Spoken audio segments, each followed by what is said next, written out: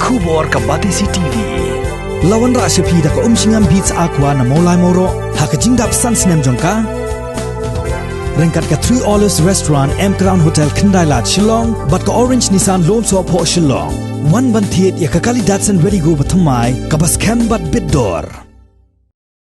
Ka Kanhun Menteri jong Sorkar Jilla hakah nyotrik no pra arajar arpho. Kala Mynjur ya ka jingterwa jong Katnat Industries ya ka draft jong ka Meglia Procurement Policy for Micro and Small Enterprises 2020.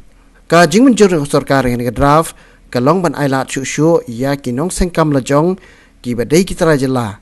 Kumbala Pynshlur ka Sorkar India ban kampen buon Shuh ya ki Karkhana ren ya ki bala tip ru kom ki micro and small industries. See, what happened was I just wanted to brief you for your understanding. Previously, the state government used to adopt one preferential act, which we adopted that act on the basis of those units, any private units set up within the state of Pynkylla. Any units means any producing units set up in the state. So 10% preference is given to these local entrepreneurs who produce their items, needed in different departments of the government.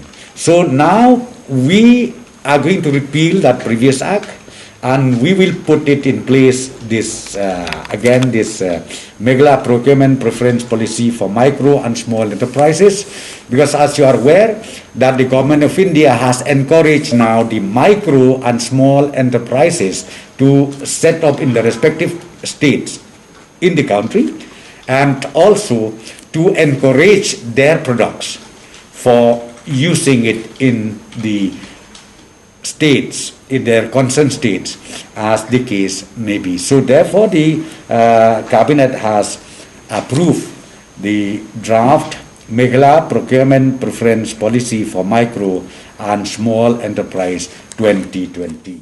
Ha kini kijingelang ka Kanhun Menteri kala Mynjur ban pediang ya ki Kyndon ya ki bala patha da ka Ministry of Power ban siu ya ka bailut ksan syaki trai Kyndon ha ka bai dai ba ka jing penya ya ki Sainar boarding electric.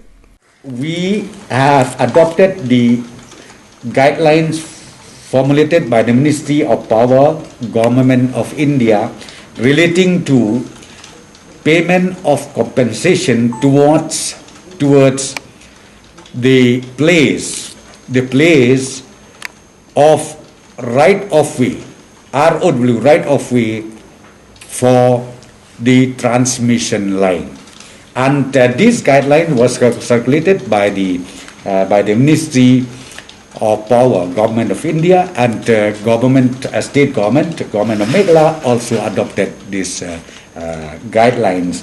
As all the states in India, they have to adopt that guidelines drafted and circulated by the Ministry of Power. Kiwai pat girai ki bakni ka Kanhun Menteri kala Mynjur hak ni kijingelang ki kenthop ka jing terwa jong Katnat GED halor ka jing penpena ki sngi shuti nak bentau sunam arhajar arpoi. As usually done, the proposed list of holidays for the year 2021 is again approved by the cabinet, brought in by the General Administration Department, Government of Meghalaya.